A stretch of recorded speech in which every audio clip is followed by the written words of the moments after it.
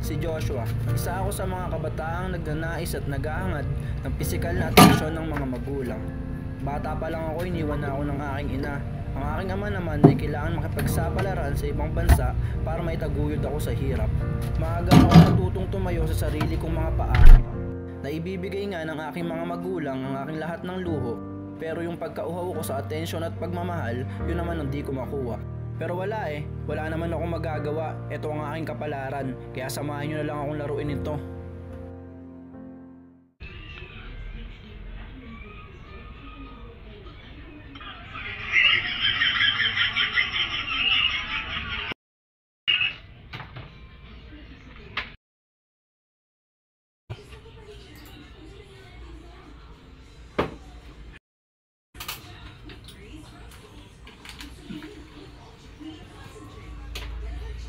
Ako nga po pala si Joshua Guevara, kilalang Santo Negro sa Angono, Rizal.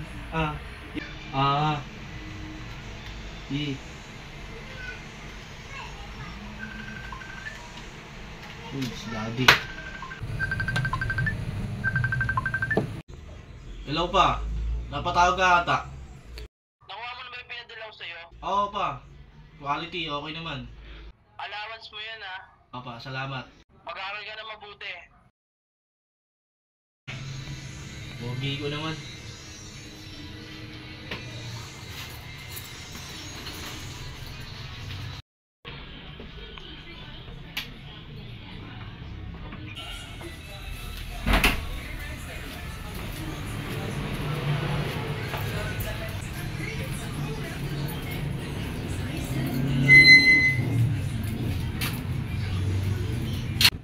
Uy, tropa! Saan pumunta? Yeah. Ito mo nga. Ang bahala sa'yo. Gusto mo ba sumaya?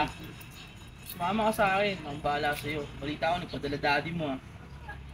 Oo nga Tara, sama ka sa akin. Hindi mo nalaman ng daddy mo. Ang bahala sa'yo. Saan ka pupunta? Papasok na ako kuya. Pasok ka? Oo. Gusto mo sumama sa akin? Pag-isipan ko po kuya. Chat mo ako ah. Sama ka sa akin ah. Ang bahala sa'yo. Ingat ka boy.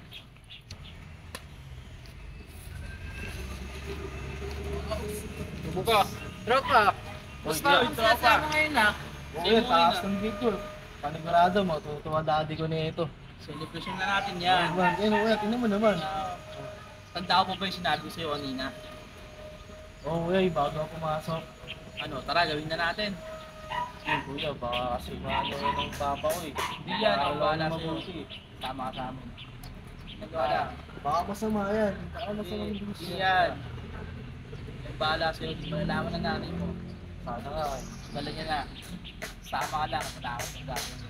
Sasaya ka. Okay.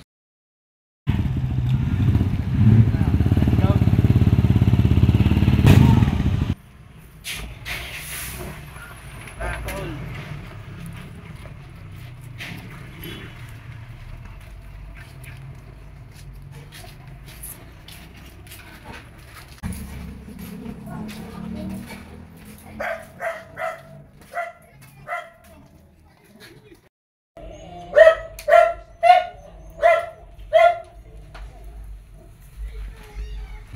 Ito yung sinasabi kong lalo magpapasaya sa'yo. Ito yun, no? Kuya, drugs yun ah. Bakit? Di naman malalaman ng daddy mo na kasi bansa daddy mo ah. Ayun Bahala nga, kuya, sa'yo. Pinag-aaral ako na mabuti para lumayo sa mga masamang bisyo. Di yan, sasaya ka dito. Bahala sa'yo. Ano na tol? Simulan na natin. Ito na bang simulan na natin tol. Ito na.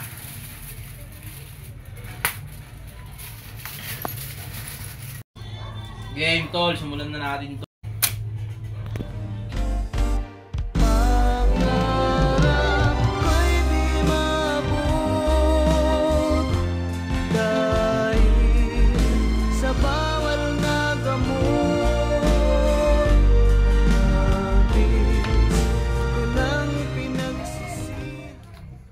Ano boy, kamusta experience mo? Okay ka lang ba?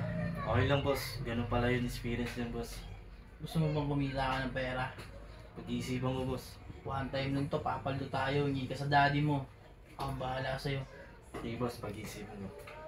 Ay mo yan, magtiwala ka lang. Papaldo tayo dito.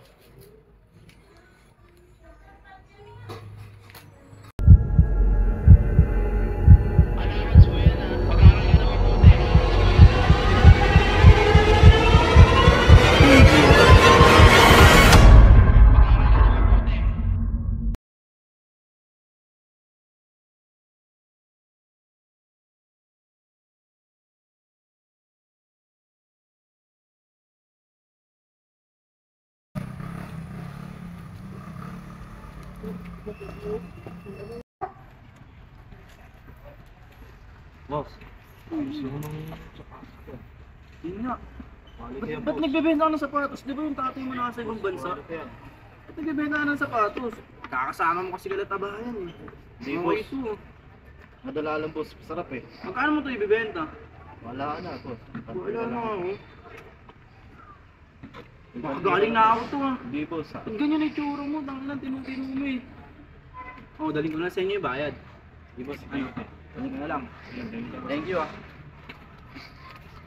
Ayo! Ayo, ano mo sili yan? Boss, sigla pala kayo. Kanina ko yung hinahanap eh. Kanina pa ako nagdahilingit dyan eh. Sinabi ko sa'yo, gagawin naman natin. Hindi, di na tayo. Meron ako may harap dito. Ano na? Lord mo muna, Lord. May harap na ako dito, boss. Tara, di na tayo. Tara, sasamahan ka namin. Tara, tara.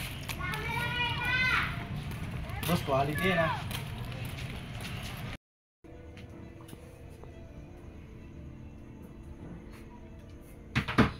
Ano kaya? Tawagan ko kaya daddy ko. Ang sulit buka tabi. Sarap na ulit eh. Tayo nga.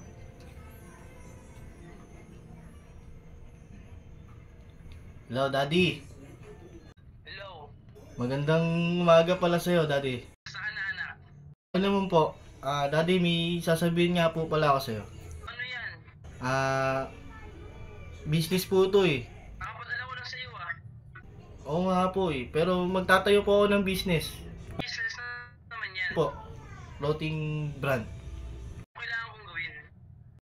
Manghingi po sana ako sa inyo na ano eh, daddy, pangpunan. Magkano? 40k. 40K? Di mo mabigat yun? Hindi naman daddy, basta't pagka pumutok to, paldo tayo na ito daddy. O sige, bigyan mo ako ng 3 araw. Sige daddy, kopya po. Sige, sige, mag-ingat ka. Opo daddy, kopya po daddy. Paldo to. Pechak to mamaya.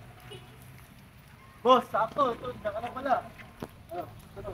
Iya, palinis siya. Tiwala ka lang, babalik ng triple to. Pabis siya na. Bakit ito ba yun, boss? Ganda mo yun, boss ha. Kaya yun. O sa next na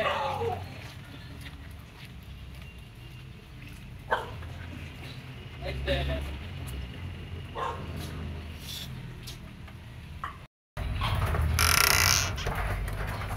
Uy! King!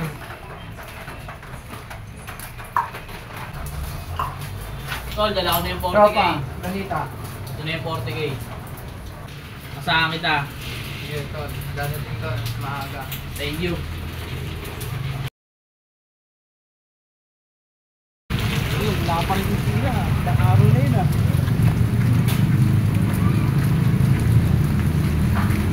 Boss, ano? Wala ko ba? Boss, wala pa nga boss. Di pa ka nagpaparamdam. Ilang araw na eh. Pinantara na ako eh. Puntaan kaya natin boss. Samahan mo ako. Mayayari ako dun sa dati ko. 40 yun. Tara boss, samahan mo ako. Puntaan natin.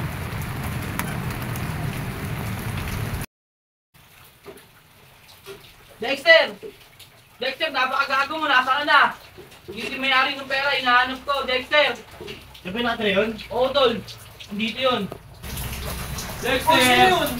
Si Dexter, boss. Dexter! Oh, Bakit? Anong ginawa sa inyo?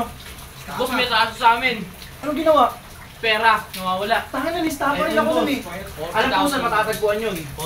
Pagliko nyo dyan, sa may tindahan dyan, pagliko nyo, doon nakatambay si Dexter. Doon siya makikita. Huwag nyo na din na lang akong sasama para hindi niya malaman kung sino nagturo.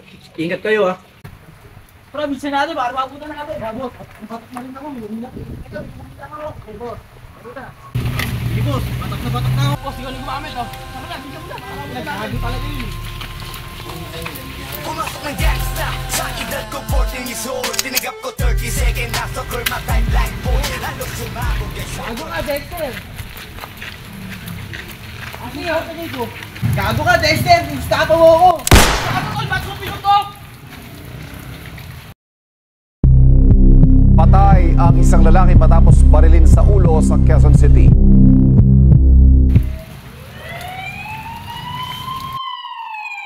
Hello, anak. Kamusta? Aral ka na mabuti. Hello, anak. Kamusta? Nakuha mo na ba yung pinadala ko? Aral ka na mabuti.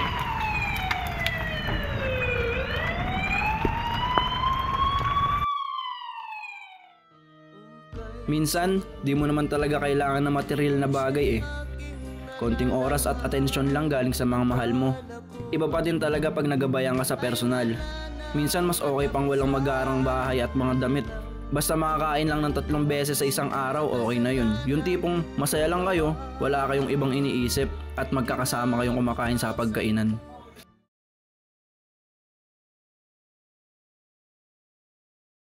Nakulong na nung nakaraang taon dahil sa droga. Naritong unang balita ni James Agustin. Sa iskinitang ito sa barangay sa Uyo, Quezon City, binaril sa ulo ang 23 anyos sa si Marvin Valencia alas 11:30 kagabi. Nagising daw ang mga residente sa mga putok ng baril, pero walang makapagsabi kung ilan ang nasa likod ng krimen. 2 putok lang po, tapos sumili po kami. Tapos ayun na lang yung nakita namin. Wala po kaming nakita kung sino po yung bumaril. Hindi ko po nakita. Narinig ko lang po. Ayon sa nanay ng biktima, bandang alas 6 kagabi pinuntahan pa niya ang anak sa computer shop para pauwiin. Nagulat na lang daw siya nang may tumawag na patay na sa pumaril si Marvin. Sinundo ko yan kanina, sabi ko umuwi na kayo na dahil sa makorpyo kayo dyan. Ngayon sabi mama sandali lang, tapusin ko yung pinapanood ko. Ay pagkatapos mo anak umuwi ka kaagad ha. Sabi ko, sa opo ma, yan lang sabi niya. Palaisipan sa mga kaanak ang posibleng motibo sa krimen. Masakit sir, sobra. Hindi ko alam kung bakit ginawa nila yan. Wala naman akong alam na kay kaaway yan. Pero nakulong na raw ang biktima noong nakaraang taon dahil sa droga. Bukod sa isang basyo ng bala, may nakuha rin ng soko na sachet ng umano'y shabu sa kamay ng biktima. Walang reaksyon kaugnay nito ang kanyang pamilya. Yan ang unang balita sa Quezon City.